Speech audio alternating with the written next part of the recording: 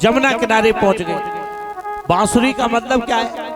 अरे भगवान नाम का जहां कीर्तन होता है और जो उस कीर्तन से जुड़ा रहता है, जो उस शब्द से जुड़ा रहता है, तो 400 कोस पर भी अगर वो बांसुरी बज रही होगी तो वो भक्त पहुंच जाता है। क्योंकि बांसुरी की आवाज का जो रमज है वो एक भक्त को ही पता होता है। अब जिसको लगा कि ये तो मुझे पुकार रहे हैं, भगवान ने बांसुरी बजाई तो प्रत्येक गोपी को लगा कि हमें पुकार रहे हैं, हमें पुकार रहे हैं। अब गोपियों का प्रेम देखिए आप लोग। यहां सुखदेव जी वर्णन करते, महाराज देखिए कितना आनंद है। एक गोपी अपने पति को भोजन परोस रही है। उसने कहा दूध में शक्कर कम है तो नमक पटक के आ गई। प्रेम देखिए।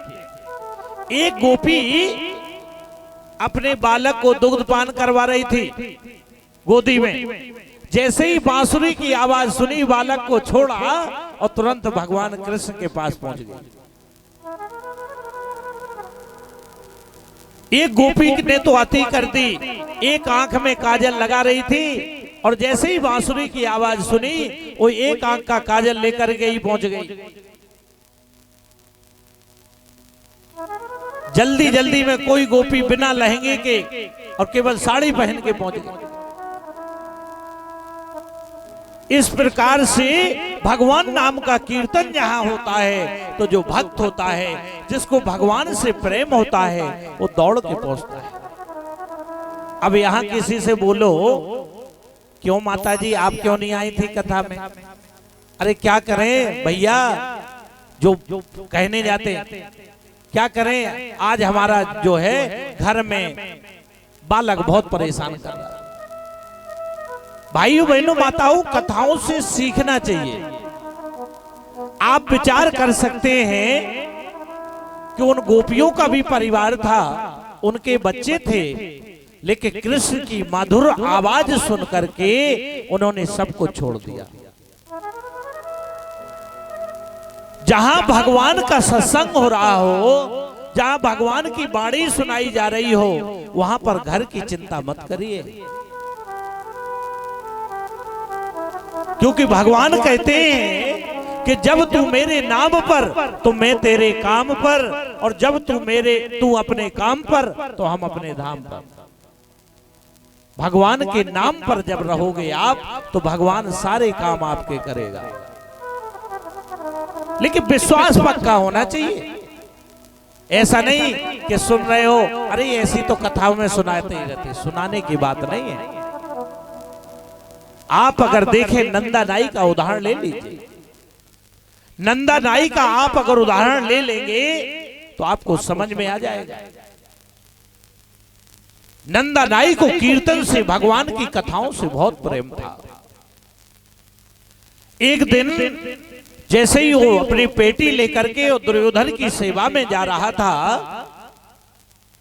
और दुर्योधन की सेवा में जा रहा था तो रास्ते में सत्संग चल रहा था। नंदा नाई भजन करने लगा, गाने लगा, और शाम हो गई और रात बीत गई, सुबह बीत गया, और आज तो उसे बड़ी चिंता हुई कि मैं दुर्योधन की सेवा में नहीं जा पाया।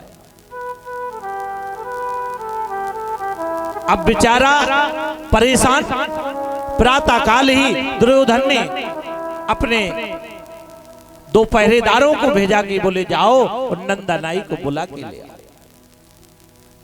जैसे ही वो पहरेदार पहुंचे तो घबरा रहा था कि आज तो मैं गया नहीं हूं। बोले तुम्हें युवराज ने बुलाया है। जैसे ही पहुंचे तो घबराने लगा, बोले नहीं नहीं तुम्हें आज बुलाया, अब जाना ही पड़ेगा।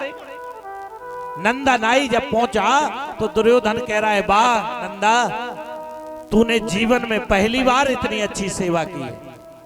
अब नंदा को लग रहा है कि मैं सेवा करने तो आया नहीं हूं, इनकी सेवा किसने कर दी। बोले नंदा, ऐसी सेवा तो तूने आज तक नहीं की, मांग नंदा तुझे क्या चाहिए। अब तो नंदा को लगा कि ये मामला क्या है। तो नंदा क्या देखता है कि पीतांबर का एक धागा, एक रेशा दुर्योधन के सिर पे लटका हुआ था। वो समझ गया कि मैं भगवान के कीर्तन में मस्त था, आज ठाकुर को आना पड़ा। और ध्यान दीजिए, भगवान कृष्ण ने पेटी ली और दुर्योधन की ऐसी सेवा की, पैर भी दबा रहे हैं, हाथ भी दबा रहे हैं, मालिश भी कर रहे हैं। क्यों? क्योंकि भक्त उनके नाम पे लगा हुआ है।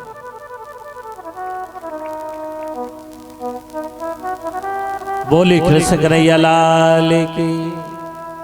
मैं जब तू मेरे नाम पर, नंदा नाई भगवान के नाम पर लग गया, तो आज वो तीनों लोगों का स्वामी दुर्योधन की सेवा कर रहा है। लेकिन आपने समर्पित होके कभी सेवा का भाव बनाई नहीं, आपने विश्वास ही नहीं किया। आप विश्वास करके देखिए। गोपिकाओं ने विश्वास किया, सब कुछ छोड़ छाड़ के कृष्ण के पास पहुंचे, स्वागत कर रहे हैं, स्वागतम। कृष्ण भगवान स्वागत कर रहे हैं, स्वागतम भो महाभागा, आइए आपका स्वागत है। इतनी रात्रि में आप लोग सब कुछ छोड़ छाड़ के आए हो, आपका स्वागत है।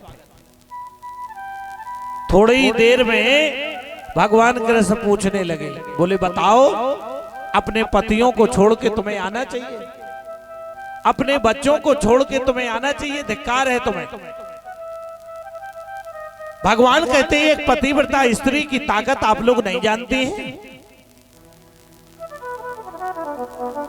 एक पति पत्नी दोनों बैठे थे, पति को नींद आ गई। भगवान बोले पति को नींद आ गई, पत्नी की गोद में सिर रख के सो गया। उसका एक 15 महीने का बालक घुटमुट करके और चल रहा था। सामने अग्नि का कुंड था, अग्नि का कुंड था। वो बालक, उस नारी ने देखा कि मेरा इकलौता बेटा है, ये बालक क्या समझे अग्नि को। उसने सोचा यदि बच्चे को बचाने के लिए जाती हूं तो पति जो मेरी गोद में सो रहे हैं उनकी नींद डिस्टर्ब हो जाएगी, पतिव्रत धर्म से वंचित हो जाएंगे। अगर पुत्र को नहीं बचाते हैं तो पुत्र मर जाएगा। पति अभी आकर सोए हैं, इनको जगाऊं कैसे।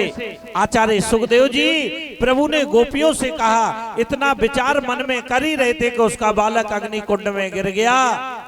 उसने आंख बंद करके रोना प्रारंभ कर दिया। जैसे ही पति की नींद खुली तो दौड़ी दौड़ी गई, तो जो अग्नि का कुंड जल रहा था वहां देखा तो बालक खेल रहा है, अग्नि शीतल हो गई। ये पतिव्रत धर्म की ताकत है। भगवान कृष्ण ने जब ऐसा बताया तो गोपियां साधारण थोड़ी थी,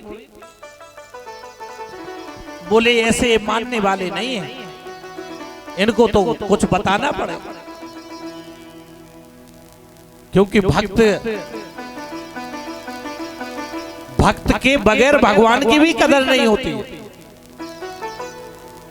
गोपियों ने क्या किया, बोले तुम मुझे बहुत ज्ञान दे रहे हो कन्हैया, मेरी बात सुनो। एक गोपी बोली, एक व्यक्ति, एक बहन प्रतिदिन अपने पति की पूजा करके भोजन करती। अब वो बहुत दिन से पतिव्रत धर्म का पालन कर रही है। एक दिन पति को बाहर जाना था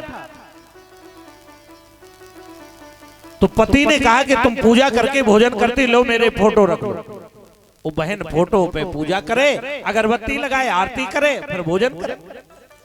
एक दिन क्या हुआ, उसका पति आगे आ और गेट पे खड़ा होकर के साकल खड़खड़ा रहा है।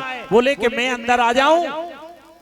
अब बताओ कन्हैया उसको क्या करना चाहिए। फोटो की पूजा कर रही थी, फोटो की पूजा करती रहे कि जो सही आ गया है उसके पास जाए।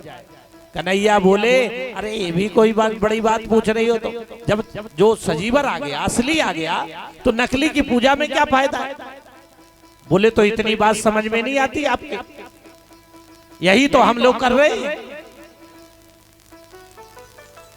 आप लोगों को इतनी बात समझ में नहीं आती, आप बड़े बहुत ज्ञानी बन गए हो, यहां बांसुरी बजाते बजाते आपको इतनी बात समझ में नहीं आ रही कि जब असली तुम आ गए हो तो हम नकली में क्यों पड़े।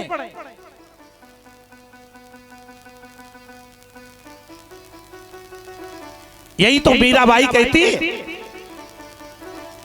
कि ऐसे बर को क्या बरों कि जो जन्मे और मर जाए, बरबरियो गोपाल जी जासे चुड़ लो अमर हो जाए। ऐसे पति को क्या बरूं जो बरती हूं तो मर जाता है, पति बरू तो सांवरा जिससे चुड़ लो अमर हो जाए, जिससे ये शरीर अमर हो जाता है। ऐसे पति का वर्ण करें।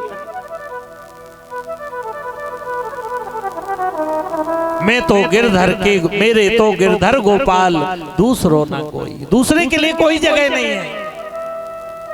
जाके सिर मोर मुकुट मेरो पति सोई, असुअन जल सींच सींच प्रेम बेल बोई, मेरे तो गिरधर गोपाल दूसरो न कोई। केवल एक दधी की मथानी बने प्रेम से बिलोई, माखन सब काढ़ लियो छाछ पिए कोई, मेरे तो गिरधर गोपाल दूसरो न कोई। संतन ढिग बैठ बैठ लोक लाज खोई, और दासी मीरा लाल गिरधर तारो अब मोय सोई, मेरे तो गिरधर गोपाल दूसरा ना कोई। इस अद्भुत भावना की कौन कौन कदर नहीं करेगा। भगवान तुरंत उनकी बातें सुन करके प्रसन्न हो गए। एक एक गोपी के बीच में एक एक भेष बनाया और उनके बीच में नाचने लगे।